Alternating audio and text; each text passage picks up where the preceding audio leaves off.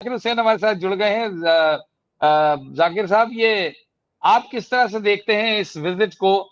नरेंद्र मोदी की ये जो विजिट है, सो कॉल्ड विजिट में 3 घंटे का ट्रिप है, वहां पे स्टॉप ओवर है दुबई में, और क्या मैसेज? हमारा तो ये मानना है, हमें तो ये दिखता है, जैसे प्रोफेसर संतोष मल्होत्रा ने भी कहा, इससे यही जाहिर होगा कि इंडिया अपने आप को फिर से दिखा रहा है कि हम अलाइंड हैं इजराइल सर्किट में, और वो जाहिर है कि हमारे रिश्ते ईरान से कड़वे करता है। पहले भी हम ये हिमाकत कर चुके हैं। देखिए, ये हमारी 7वीं विजिट होगी प्राइम मिनिस्टर की। 2015 के बाद से 7वीं विजिट होगी यूएई को।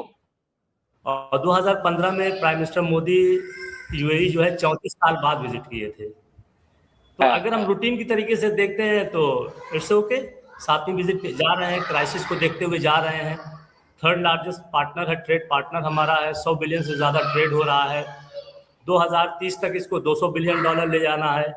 Only country in the gulf with whom, जिसके साथ हमने trade agreement, comprehensive economic trade partnership किया है। और भी बहुत से हैं। सबसे ज़्यादा लोग वहाँ पे 35 लाख से ज़्यादा लोग वहाँ काम करते हैं। 11-12 बिलियन डॉलर जो है रिमिटेंसेस हर साल लेते हैं। चौथा लार्जेस्ट जो है ऑयल सप्लायर है। तीसरा या चौथा जो है गैस सप्लाई करता है हमारे लिए। और करीब 22 बिलियन से ज़्यादा जो है 8वां या 9वां जो है इन्वेस्टर्स हमारे यहाँ 22 बिलियन से ज़्यादा इन्वेस्टमेंट किया है 2000 से 2024 तक के बीच में। तो हमारे जो रिलेशंस हैं वो बहुत ये कुछ फ्रीज हो गया। 75 के पास 500 मिलियन था, और जो कि जो है 100 बिलियन है। ये कहीं भी वर्ल्ड में बहुत कम देखने को मिलता है कि इतना जो है fast relation, economic relation, trade relation, defence relation. और 2015 में हमने स्ट्रेटेजिक पार्टनरशिप एग्रीमेंट भी साइन किया है। तो ये कंप्रिहेंसिव इकोनॉमिक पार्टनरशिप भी हमने साइन उससे किया। The only country in the region with whom we have trade relations. तो एक बहुत ही बड़ा जो है ट्रेड रिलेशन। और I2U2 एक India Israel USA and UAE का एक हमने ब्लॉक भी, मिनी ब्लॉक भी जिसे कहते हैं, कि मिनीलेटरल जो वो साइन किया।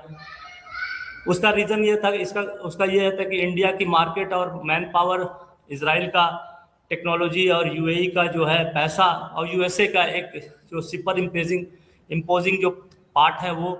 तो अगर हम नॉर्मल तरीके से देखते हैं तो ठीक है, ये हम विजिट करते रहे। 7वीं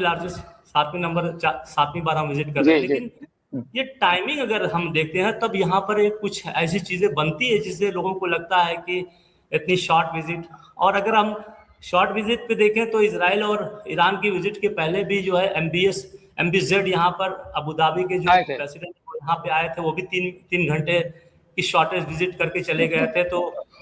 तो ये लगा था कि भाई कुछ हो रहा है। और शायद आपको इस चीज का इल्म होगा डॉक्टर साहब कि अभी वो नेतन्याहू ने भी एक ट्वीट किया था खुद, जिसमें कि क्लेम किया था कि वो 3 घंटे के लिए गए। हालांकि यूएई की फॉरेन मिनिस्ट्री ने उसको डिनाई किया है, लेकिन एक प्राइम मिनिस्टर एक कंट्री का अगर कह रहा है तो ऐसे हवा में तो नहीं बोल सकता। तो बड़ा ये भी इत्तेफाक है कि वो भी 3 घंटे के लिए आए, ये भी 3 घंटे के लिए जा रहे हैं। नहीं, उसी की तरफ मैं आ रहा था। अभी हमारे फॉरेन मिनिस्टर भी गए थे, और एनर्जी और सिक्योरिटी के अजीत डोवल साहब भी गए थे। वहाँ पर 1-to-1 मीटिंग भी हुई थी। कुछ रिवील तो नहीं हुआ, क्लोज डोर में मीटिंग हुई थी। और फिर जो आपने ये न्यूज़ बताई कि नेतन्याहू ड्यूरिंग वार वहाँ पे गए और उन्होंने आयरन डोम भी वहाँ पे भेजा, पहली बार जो है किसी फॉरेन लैंड पे इजराइल का गया। और जिस तरीके से इजराइल जो है गाजा में जो है यूएई ने इजराइल का साथ दिया है पूरी तरीके से, वो जग जाहिर है। तो ये सब देखते हुए एक शुबह हमारे दिल में ये आ रहा है कि इस विजिट का कई पहलू है, जिसपे हम 2-3 चीजें बताना चाहेंगे। ये बैकग्राउंड हमने बताया कि हमारा एंगेजमेंट्स रहा है यूएई से 2015 से, बहुत तेजी से बढ़ा है। एक तो ये हो सकता है कि भाई ब्लॉकेड लगा है, हमारे पास LPG है, एनर्जी है, ये नहीं आ पा रही है। लेकिन फिर क्या, ईरान तो रोक नहीं रहा है। ईरान कह रहा पैसा दीजिए, ट्रांजिट फीस दीजिए, ले जाइए। अब अमेरिका आने देगा कि नहीं आने देगा। दूसरा ये है कि यूएई जो है ओपेक से निकल गया, तो यूएई को एक बड़ी मार्केट चाहिए। इंडिया जो है 3rd largest oil importing country है वर्ल्ड में, ऑयल LPG कंट्री है। इंपोर्टिंग कंट्री है, तो क्या यूएई जो है अपना एक मार्केट सिक्योर कर रहा है इंडिपेंडेंट, जिसमें भारत की बहुत बड़ी भूमिका होगी। तीसरा सबसे बड़ा ये है कि इस हालात को देखते कि नेतन्याहू भी गए और हमारे प्राइम मिनिस्टर भी जा रहे हैं, और पाकिस्तान का क्या रोल रहा है, यूएई और पाकिस्तान के रिलेशन में जो है खटास बहुत ज़्यादा आई है। लड़ाई के पहले जो है एमबीजेड जो है पाकिस्तान गए थे, बहुत जो पॉम के साथ उनका रिसीव किया गया था, लेकिन जब वापस लौट रहे थे तो वो मज़ा नहीं था। वो उनके रिलेशन में बहुत कुछ जो है जाहिर हो गया था कि इनका रिलेशन आगे नहीं बढ़ने जा रहा है। और अभी लड़ाई के दौरान जो है यूएई ने $3.5 बिलियन मांग लिया कि हमारा वापस करिए। ये तो बहुत ही छोटी सी बात लग रही थी। और फिर जो है यूएई ने खुल के कह दिया कि भाई आप मेडिएशन जो कर रहे हैं वो बिल्कुल गलत कर रहे हैं, ये हमारे इंटरेस्ट में नहीं है। ईरान के खिलाफ आप हमारे साथ आइए। तो ये सारी चीजें देखते हुए फिर हम देख रहे हैं कि तीनों कंट्रीज वहां पर इकट्ठा हो रही हैं। तो क्या जो शुबहा दिमाग में आता है, क्या ये स्ट्रेटेजिक अलायंस हो रहा है? क्या हम जो है ये दोनों कंट्रीज मिलके हमारे साथ पाकिस्तान के खिलाफ हम जो है एक मुहाज बना रहे हैं, जैसे कि एक्सपर्ट्स वर्ल्ड वाइड मीडिया इसको इस तरीके से देख रही है। अगर ऐसा है तो क्या बहुत जल्दी हमारी जंग होने जा रही है? क्या हम पीओके को अभी लेने के मूड में आ गए हैं, जिसमें इजराइल और यूएई जो है हमारा सपोर्ट कर रहे हैं? तो अब ये देखना है कि यूएई क्या कर सकता है डिफेंस वाइज में। यूएई के पास कोई अपनी ऐसी ताकत नहीं है कि वो हमारे लिए, हाँ इजराइल है। ऑपरेशन सिंदूर में हमारे साथ इजराइल बहुत खुल के आया था, अभी भी है। इजराइल हमें नया क्या देगा, ये भी हमको देखना पड़ेगा कि कौन सा असलहा नया दे देगा जो कि लड़ाई में हमारे लिए बहुत ही मुफीद साबित होगा। तो ये सब को देखते हुए ये लग रहा है कि ये विजिट जो है कहीं न कहीं एक प्रिलिमिनरी जो है फुटप्रिंट एक्सरसाइज कर रही है। और सबसे बड़ी बात यह है कि आईमेक जो यूएई के थ्रू जाता है। अगर हम इसकी वायबिलिटी देखें तो यूएई जाने के आईमेक को यूएई की तरफ नहीं ले जाना चाहिए, क्योंकि फिर हम अंदर घुस रहे हैं, वो गल्फ जा रहे हैं, वो फिर हमारे लिए जो है सिक्योरिटी की प्रॉब्लम होगी। होना तो ये चाहिए डायरेक्टली ओमान से जाता, फिर उसके बाद सऊदी अरबिया से होते हुए निकल जाता। सऊदी अरबिया ओमान रेल की कनेक्टिविटी भी बहुत अच्छी है।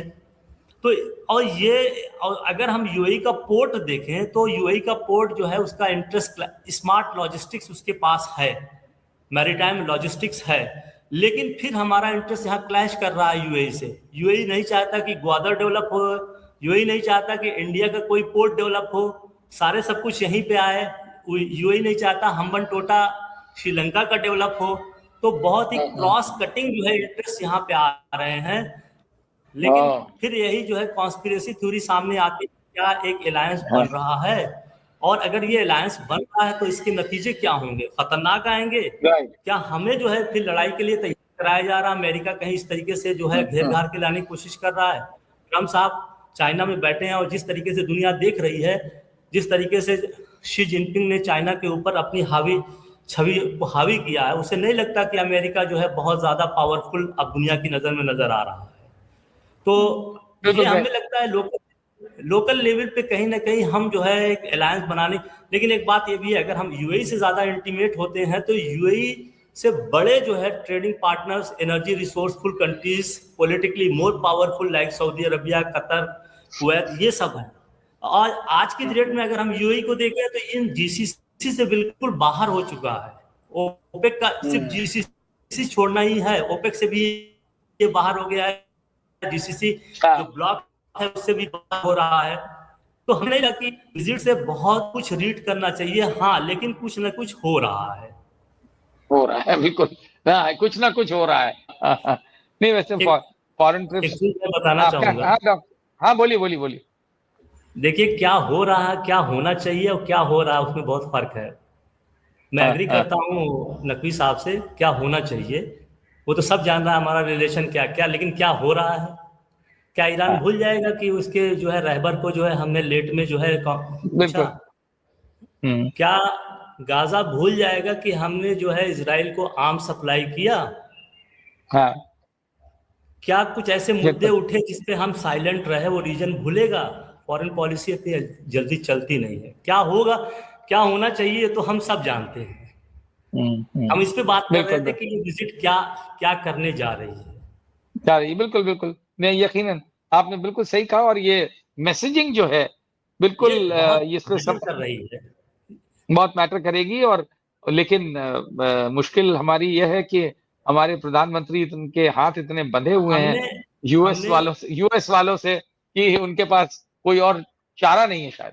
हमने जो देखिए हमारी जो मिडिल ईस्ट की पॉलिसी थी, वेस्ट एशिया की या जीसीसी की, वो 3 लफ्जों पे आधारित थी। नॉन इंटरफेरेंस, इक्वी डिस्टेंस, सबको बराबर इक्वल रखेंगे, डिस्टेंस। ऑन और नॉन प्रिस्क्रिप्टिव। हम किसी से कुछ नहीं कहेंगे कि आप डेमोक्रेसी लाइए या ह्यूमन राइट का लाइए, जिसे वेस्ट कहता है। हमने इसको तोड़ दिया है, हमने साइड ले लिया है। साइड ले और लीजिए, हम एग्जैक्टली। नई फॉरेन पॉलिसी को एक्सपेरिमेंट कर रहे हैं। नई फॉरेन सर पॉलिसी का एक्सपेरिमेंटेशन इस तरीके से है कि हम ओपनली जो है अपनी साइड्स ले रहे हैं। अब किसी को राइट राइट रिलेशनशिप बनाना होगा तो उस टर्म से बनाए। हमको जो चीजें राइट। हैं उसको वर्ड बाय वर्ड कहना चाहिए कि हमारी फॉरेन पॉलिसी वेस्ट एशिया की बिल्कुल बदल रही है। नहीं नहीं, और वेल सर, बदल आपने ये रही है। नकवी साहब आपके उस पर कुछ कहना चाहते हैं?